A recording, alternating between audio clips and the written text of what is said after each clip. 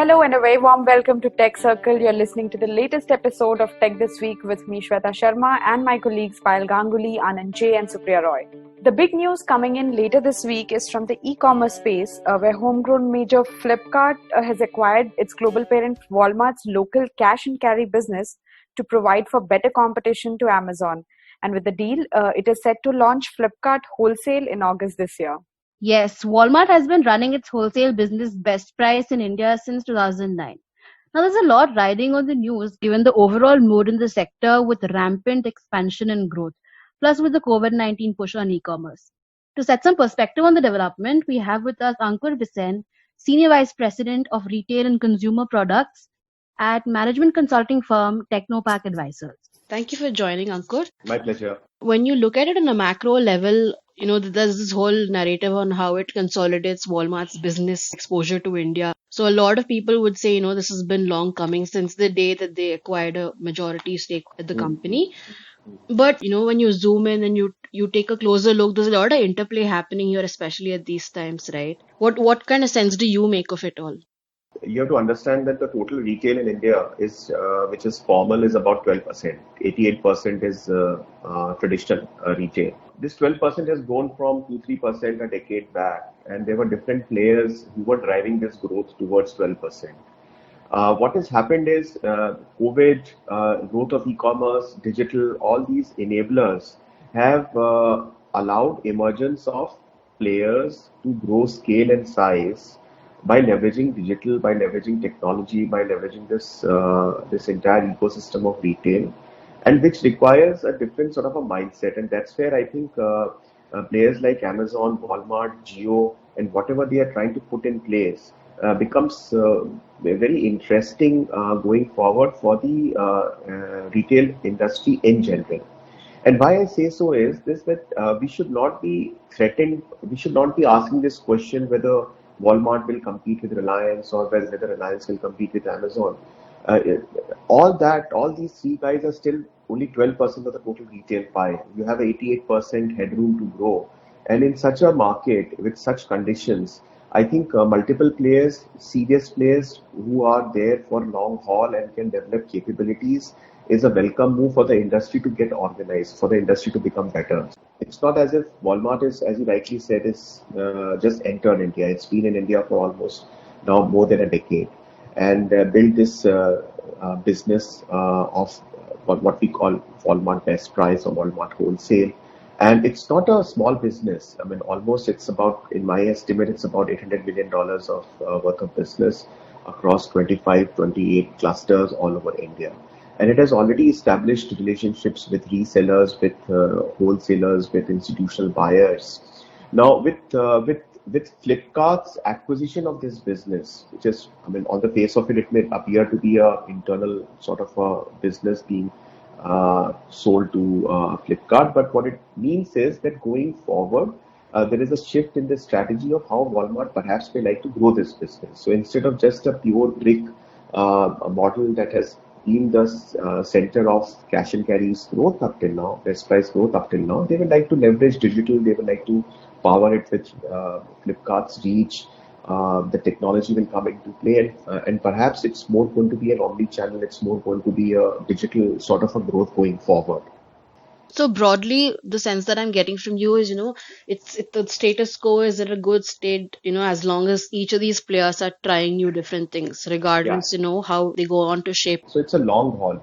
It's not something that you do a pilot for 2 months, 3 months, or 5 months, and then you sort of say that you have arrived. It's not digital byte transfer. It's actually food that needs to get transferred from agri supply chain to the homes, and that is something that you can't see proof of that in one go. Also, you can't say that one person or one company that has deployed this strategy would succeed. There will be improvisations on it. There will be improvements on it. There will be a lot of iterations. But why I'm excited is that now the baseline is there for big guys to sort of take the call and go forward, who can deploy funds, who can improvise, who have the staying power to do these calls, to take these calls. That's the way I. Right. All right then. Thank you so much for your time. Moving on to the IT earnings, there's quite a COVID cloud there as well, as major IT heads have reported rather muted numbers for the quarter. Speaking of one in particular, TCS earlier this month reported 6% revenue decline in constant currency for the June quarter. So, Anand, how does it look like for the sector as a whole? With most of the financial results of large and mid-tier IT services firms coming in by end of this week, what we know for sure is that while the results are indeed bad, it's not as worse as uh, analysts and companies expected it to be. This is mostly due to the fact that COVID-19 has also forced a lot of companies, consumer companies and enterprise companies to go to cloud as well as enable remote working, as well as also go digital to enable business continuity. But still, Q1 is one of the strongest quarters for all these companies. So if we look at the sequential growth from March quarter, pretty much everyone has seen their revenue decline in dollar terms. The pandemic has hurt the rupee value so much that this has helped IT firms which export more than 90% of their output.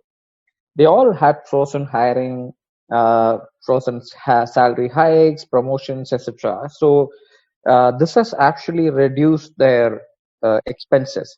Also, because of the pandemic, there is no travel requirement for sales and marketing, which is a huge expenses at their level. Because they have thousands and thousands of clients, there are no expensive events either. Because of the work from home, most employees have taken less leaves, and hence the employee utilization has gone up.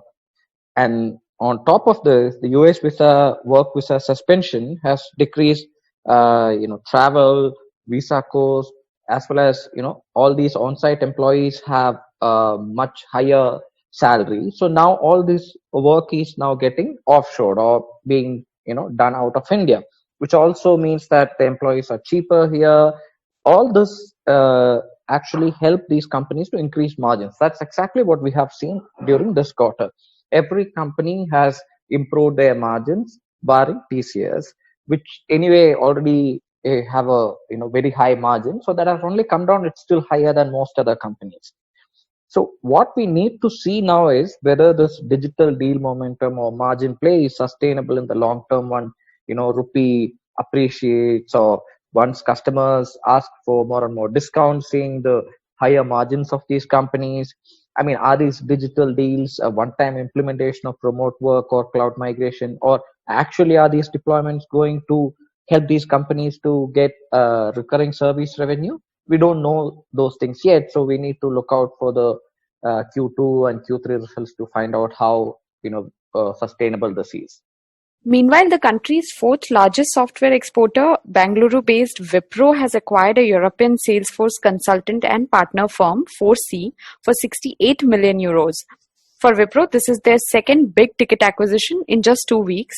Last week, it had announced the acquisition of a Brazilian IT services firm for $22.4 million. Anand, would you tell us more about that? Infosys had actually also acquired a Salesforce consultant and partner company called Simplus for almost $250 million earlier this year. So Cognizant had also done several such acquisitions in the past 1 year. In a way, this is an indication that a lot of companies are migrating their sales and marketing, or what's called customer relationship management software, over to cloud. So maybe this is the reason why we see a lot of such Salesforce consultant deals being done by IT services firms as well. Coming back to Wipro, the company is usually a laggard among the top tier IT firms.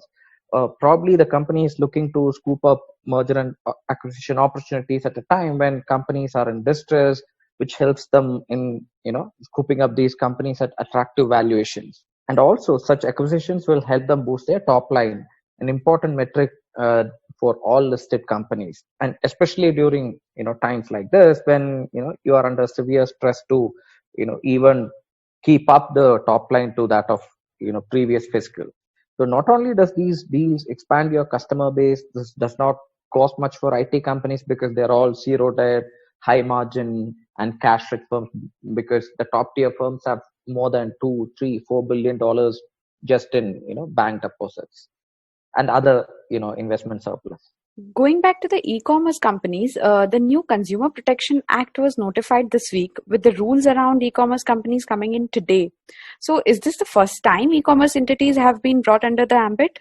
That's right, Shweta. The 2019 Act, which was notified this week, and the e-commerce part of the Act, which was notified just today, gives the center finally the power to frame rules to regulate e-commerce entities or online businesses. This will be done through the formation of a central consumer protection authority, which can frame these rules for online and offline businesses alike. The new rules also put an onus on the e-commerce platform to ensure that spurious and counterfeit products are not sold online, and also prohibits e-commerce entities from manipulating the price of goods. These are some of the welcome changes which have been notified. The Act also replaces the previous set of rules, which were formed in 1986. So you can understand that it did not recognize an online business to begin with. As a measure to protect the rights of the consumers, the notified version of the Act also requires e-commerce entities to display very clearly the email address as well as contact information of a grievance officer, which has to be appointed by the platform. Till now, it would just go to customer care, numbers, and it takes days for a complaint to resolve. I think this is a great change for people purchasing online. Right. So policy-wise, it looks like a very eventful week. Shifting gears to this week's deals coverage in India's tech startup ecosystem, there were a total of 17 fundraisers totaling to about $145 million, a healthy rise of figures versus last week's figure of $125 million. A majority of the deals were seed stage, showing returning signs of investor confidence in the ecosystem. Fintech was the most invested sector with 4 deals. Deal size wise, the only 2-digit amount size deals were the top 5. So NBFC Incred raised about $67 million in a debt round. Asset management startup Empowered raised $21 million in a seed round. Connected automobile technology provider Sibros Technologies raised $12 million in a Series A round. And electric vehicle maker Ather Energy raised about $11.2 million in a Series C stage investment. And finally, online wholesale sourcing startup Business raised $10 million in a Series A investment. And before we wrap up, don't forget to listen to our podcast with Portia Medical's MD and CEO Meena Ganesh, where she speaks about COVID-19 induced headwinds and tailwinds that the sector is facing. We also spoke to the Chief Digital Officer at Mahindra Finance on how rural business has insulated the company against COVID-19. Also watch our exclusive interview with Oracle's executive Vinay Kumar on why large enterprises need on-premise cloud services. And needless to say, do stay tuned in and logged on to techcircle.in for more interesting news and updates. Many thanks for listening.